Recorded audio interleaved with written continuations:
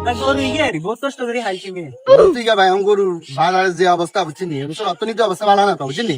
গরু তো রেট তো হাইতেন, কিন্তু এবার অর্থনীতি অবস্থা ভালো না তো, গরুর এত রেট নেই।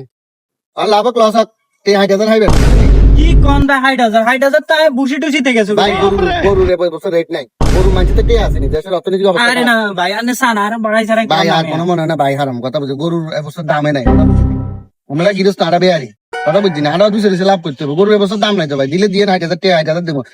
খরচ যদি 60,000 টাকা হুরে লস লাভ লস যা আসছে এবার দিয়ে দিন, গরু হারাই দিন, ঠিক আছে নি, ধরেন বাড়ানো এত কথা কই না ভাই। এবছর আরে ভাই আরো কিছু বাড়াই দেন না ভাই, ধরেন 1,000 টাকা বানালেন, গরু হারাই দিন। আরো কিছু বাড়াই দেন না ভাই, আমি তো মানছি ভাই। আচ্ছা আমি যদি লাভ করতে পারি ধরাই দেবো নি, গরু এবছর দাম নাই, এবছর দাম নাই, গরু হারাই দিন, ঠিক আছে নি আচ্ছা ঠিক আছে A few inches later. ভাই। গরু ইকে বুঝছেন নি, একবার করবার লোক উপযুক্ত একবারে সুন্দর একটা গরু। গরু তো পছন্দ হয়েছে, কেন তোর পছন্দ হয়েছিল? হ ভাইয়া আরো তো পছন্দ হয়েছে। মাশাআল্লাহ, দেখছি ছোট হইলে ওলার কিন্তু বুঝ আছে, গরু পছন্দ নিয়ে গরু দেখছেন নি আরো পছন্দ হয়েছে, আর ছোট ভাইয়ের পছন্দ হয়েছে, কত চান গরু ইয়ে? ভাই। গরু আর কি কইতাম, আসলে এবছর গরু বেশি একবারে মাঠে পড়ে গেছি, 3,000 লাখ দিবেন গরু। আরে মিয়া কি এখন আর বাজেট হয়েছে 50,000 মধ্যে? আরে মিয়া গরু কিনতে 60,000 টাকা দিকে, গরু রসিও তো আইতেন না এবার মিয়া 60,000 টাকা দিয়ে মিয়া।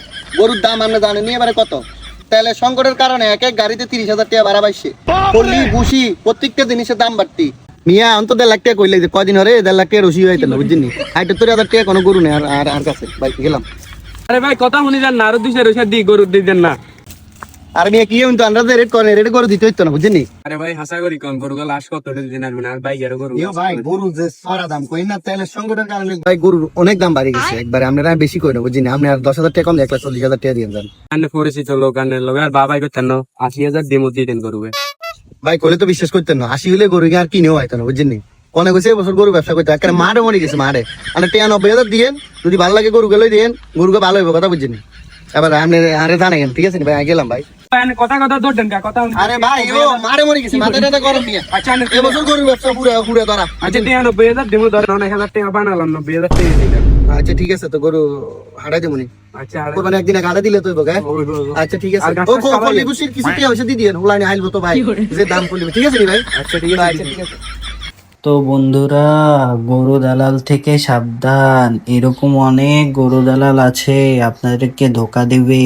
তো গরু দালালের ফান্দে কখনো পড়বেন না। ধন্যবাদ।